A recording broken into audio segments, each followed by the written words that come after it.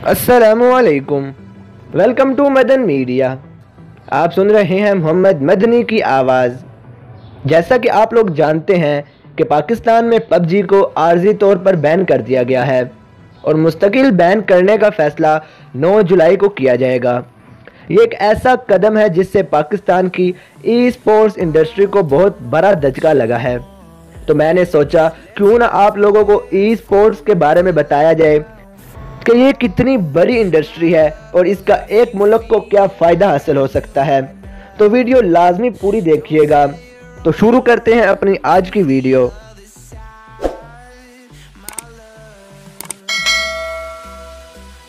अगर तो आप सोच रहे हैं कि ई स्पोर्ट्स सिर्फ एक तफरीह के लिए है तो आप गलत हैं, क्योंकि ये इससे बहुत बढ़कर है।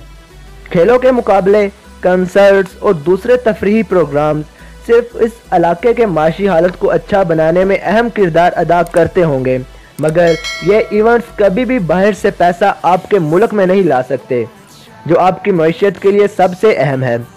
हाँ, ये बात ज़रूर है कि दुनिया के कुछ शहरों यानी कि लॉस एंजल्स और न्यूयॉर्क में काफ़ी बड़े बड़े म्यूज़िकल शोज़ होते हैं जिन्हें देखने काफ़ी जगहों से लोग आते हैं, मगर ये सिर्फ 2 शहरों में है।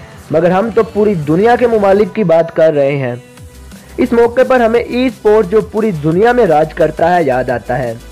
इसमें ये एबिलिटी मौजूद है, ये मुल्क में टूरिज़म बढ़ा सकता है, ये मुल्क में बिजनेस के मौके फराहम करा सकता है। आम अल्फाज ये है कि आसानी से आपके मुल्क की मईशत को आगे बढ़ा सकता है।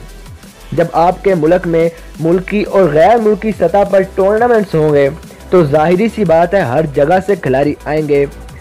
इस इंडस्ट्री में मौजूद तमाम लोग जुनून और जज्बे से भरे हुए हैं। ये लोग जुनून की हद से ज़्यादा गेम्स खेलने के शौकीन होते हैं और ये इस इंडस्ट्री की कामयाबी का एक राज भी है। यहाँ पर मैं आपको एक हैरान कुन बात बताऊँ कि सन 2019 में ई स्पोर्ट्स ने रिकॉर्ड $1 बिलियन की कमाई की, जो इसे नंबर 1 पर ले जाती है। और इसके अलावा टूर्नामेंट्स की मद में $34 मिलियन कमाए। इसी रुझान ने ई स्पोर्ट्स को ग्लोबली बहुत मजबूत किया है और इसी वजह से हमें गेम्स की दुनिया में एक जुनून देखने को मिलता है। इस इंडस्ट्री के फैलने की एक और बड़ी वजह इसका इंटरनेट पर ग्रो करना है।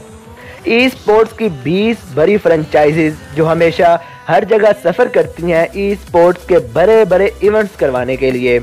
उनमें कई गेम्स के सालाना सीज़न मुनक्किद किए जाते हैं, जहां पर मुकामी और साथ साथ गैर मुल्की खिलाड़ी भी हिस्सा लेते हैं और फिर हज़ारों की तादाद में लोग देखने आते हैं और ज़ाहिरी बात है स्पॉन्सरशिप्स भी आएंगी, तो ये फिर इस इलाके की इकनॉमी को बेहतर करने की वजह बन जाती हैं।